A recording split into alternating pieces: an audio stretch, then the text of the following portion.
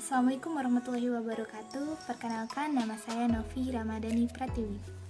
Perkenalkan, nama saya Lisa Maria. Perkenalkan, nama saya Tasya Arya Permata. Perkenalkan, nama saya Salvi Maharani dari kelompok 3. Nama saya Lisha Karina Aprianti.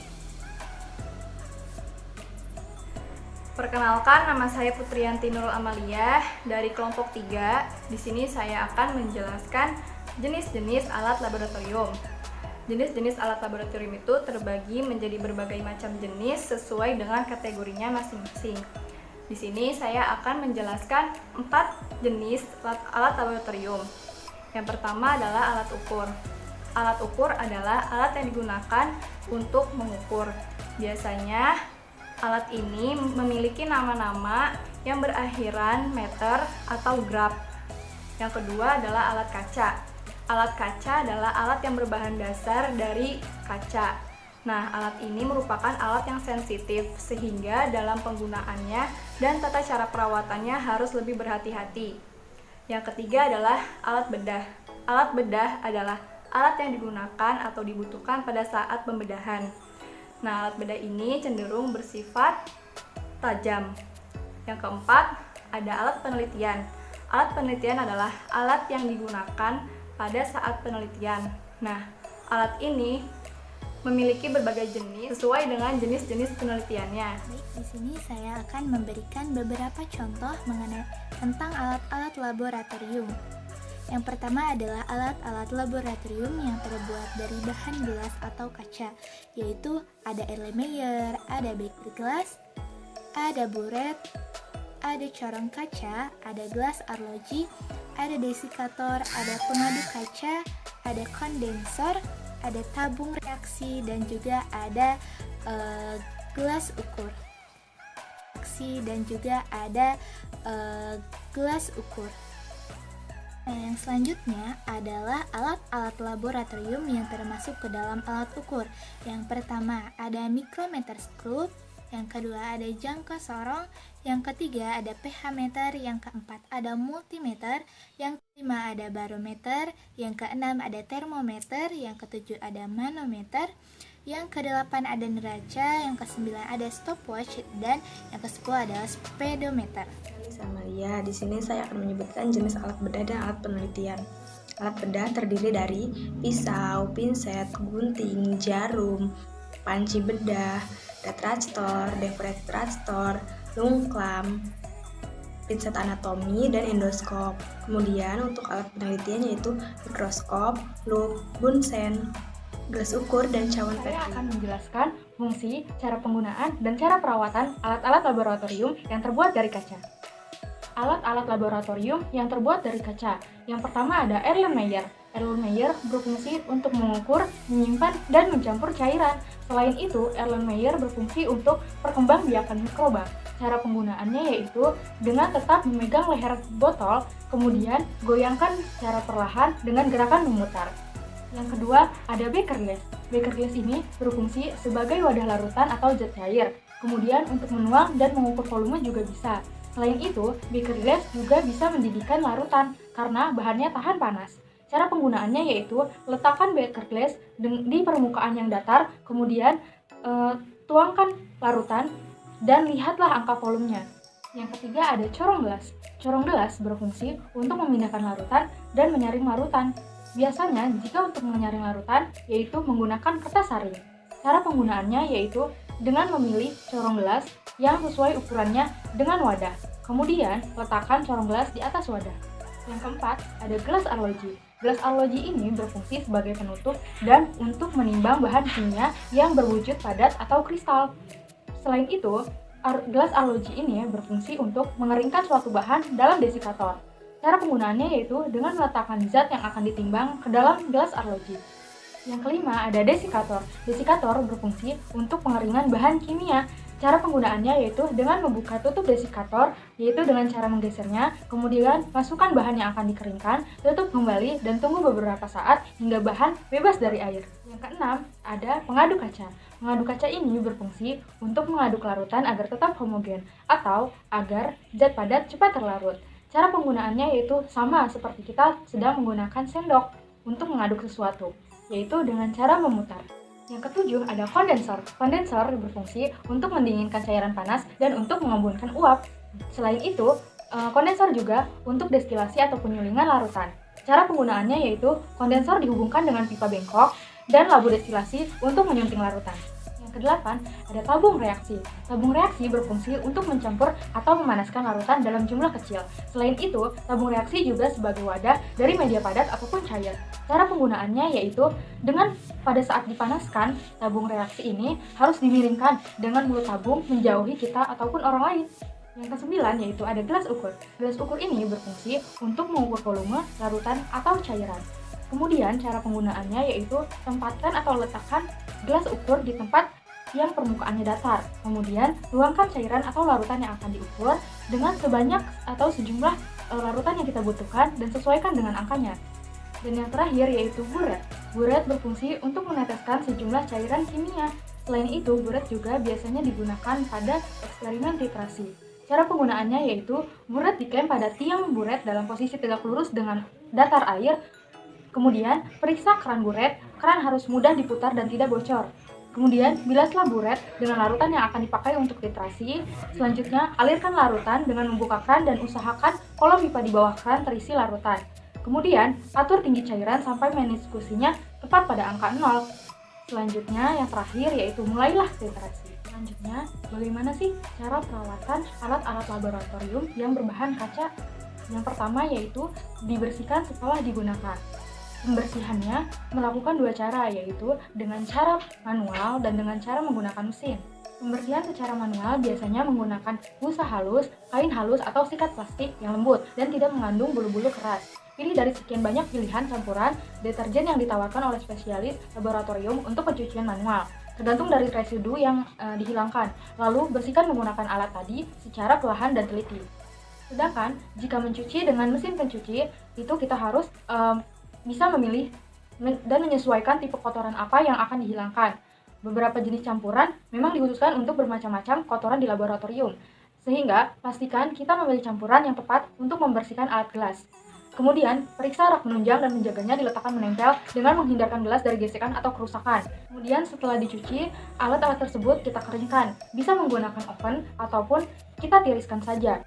Setelah alat-alat sudah dicuci, dikeringkan, dan setelah kering tersebut, kita simpan di tempat penyimpanan yang sudah disediakan.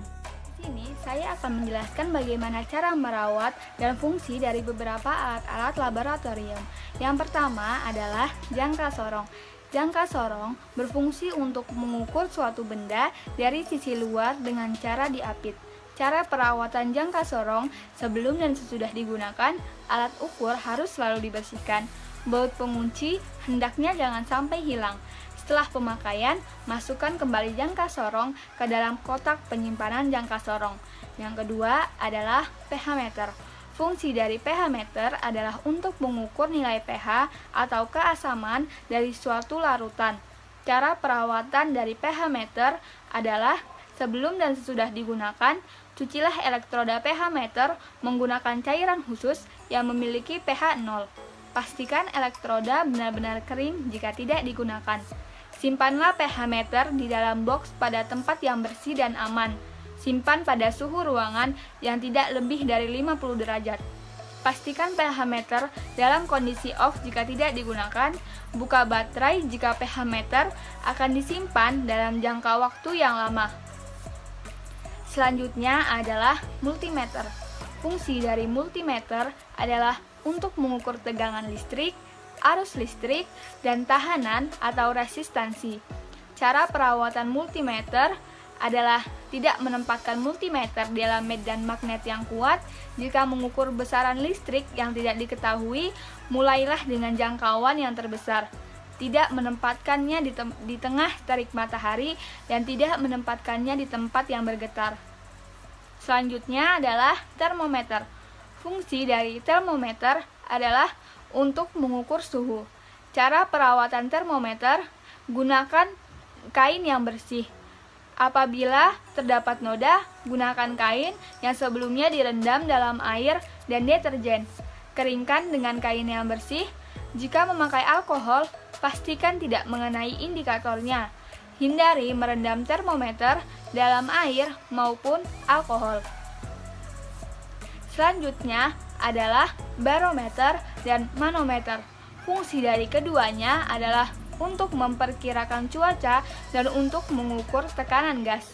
Cara pemeliharaan barometer dan manometer adalah menyimpan kedua alat ukur tersebut di lemari yang tertutup, jangan menempatkannya dengan secara bertumpuk, menggunakan alat sesuai dengan instruksi, jangan terlalu sering menjatuhkan alat ukur tersebut, dan membersihkan alat setelah memakainya. Selanjutnya adalah neraca. Neraca berfungsi untuk mengukur massa benda. Cara pemeliharaan neraca adalah dengan mematikan timbangan atau neraca jika tidak digunakan dengan cara melepas baterai atau mencabut stop kontak. Sering-seringlah membersihkan timbangan atau neraca dari debu dan kotoran. Selalu meletakkan timbangan atau neraca pada tempat yang datar, simpan pada tempat yang sejuk dan jauh dari sinar matahari secara langsung. Selanjutnya adalah stopwatch. Fungsi dari stopwatch adalah untuk mengukur waktu. Stopwatch sebaiknya setelah digunakan, biarkan hidup sampai gerak jarum stopwatch berhenti sendiri. Yang dimaksudkan adalah agar pegas dalam stopwatch tidak dalam keadaan tegang sehingga tidak cepat rusak. Selanjutnya adalah speedometer. Fungsi dari speedometer adalah untuk mengukur kelajuan. Cara perawatan dari speedometer adalah dengan melakukan perawatan dengan mengoleskan minyak atau oli pada kabel sling speedometer selama 2 bulan sekali. Selanjutnya adalah cara pemeliharaan pinset, pisau, dan gunting. Fungsi dari ketiganya adalah untuk mengambil atau menarik bagian alat-alat tubuh dari hewan yang akan diamati, dan untuk memotong jaringannya. Cara pemeliharaan dari pinset, pisau, dan gunting adalah hindari ketiga alat tersebut dari kelembapan, lap sampai bersih apabila setelah digunakan, tidak menjatuhkan ketiga alat tersebut, dan letakkan di tempat yang aman. Jarum inokulasi berfungsi untuk memindahkan mikroba dalam jumlah sedikit. Cara digunakannya yaitu jarum disatukan pada bagian mikroba, kemudian digosokkan pada preparat untuk diamati. Bak bedah, alas untuk peralatan bedah, dan cara menggunakannya, letakkan alat bedah di bak bedah. Lalu kemudian ada retraktor, penahan kulit atau jaringan sayatan. Cara menggunakannya, letakkan retraktor pada kulit yang akan ditahan. Lalu ada namanya diapher retraktor. Diapher retraktor untuk memegang tepi sayatan abdomen agar tetap terbuka. Cara digunakannya yaitu disterilisasi terlebih dahulu, kemudian pasang pada tubuh untuk memisahkan tepi sayatan. Lalu ada namanya lung clamp. Lung clamp ini untuk memegang peredaran darah vena pneumoroid atau jaringan paru-paru. Terdapat 2 lubang pada lung clamp ini, sehingga saat digunakan jari dimasukkan pada lubang tersebut sehingga dapat mengunci alat saat proses pembedahan. Lalu kemudian ada namanya pinset anatomi, berfungsi untuk menjepit kasa sewaktu menekan luka dan menjepit jaringan yang tipis dan lunak. Cara menggunakannya, pegang bagian tengah pinset, kemudian jepit objek. Endoskop untuk melihat organ dalam tubuh pada saat proses pembedahan. Cara menggunakannya, masukkan endoskop ke dalam tubuh yang ingin diperiksa. Lalu ada mikroskop. Mikroskop untuk mengamati benda-benda berukuran mikroskopik tentunya, sehingga benda tersebut dapat terlihat sangat jelas dan lebih besar dari aslinya. Cara menggunakannya, atur pemutar kasar, lalu masukkan objek atau preparat pada meja mikroskop, lalu fokuskan cermin dan atur perbesaran lensa objektif dan okuler. Lalu ada namanya bunsen. Bunsen ini untuk pemanasan, sterilisasi, dan pembakaran.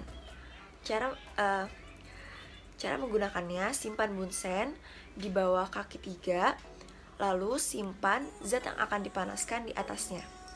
Lalu ada loop. Loop ini untuk mengamati kenaikan atau penurunan suhu pada termometer, terutama termometer raksa yang tak berwarna. Cara menggunakannya itu memegang gagang loop lalu arahkan pada objek yang akan diamati. Selanjutnya ada gelas ukur. Gelas ukur untuk mengukur volume tentunya.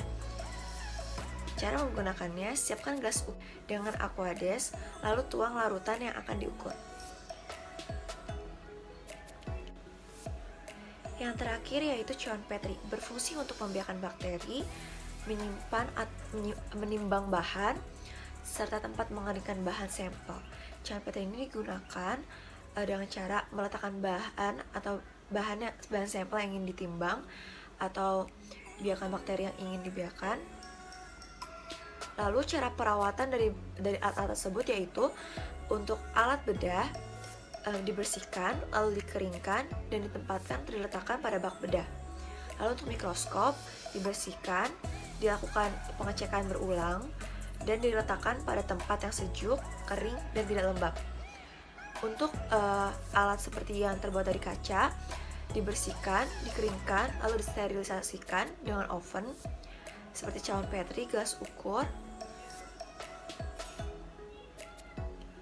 Dan untuk alat-alat yang telah disebutkan sebelumnya harus dilakukan pengecekan berulang agar menghindari adanya kerusakan alat-alat tersebut. Dan untuk gelas ukur, cara perawatannya sama seperti alat yang terbuat dari kaca yang lainnya. Terima kasih.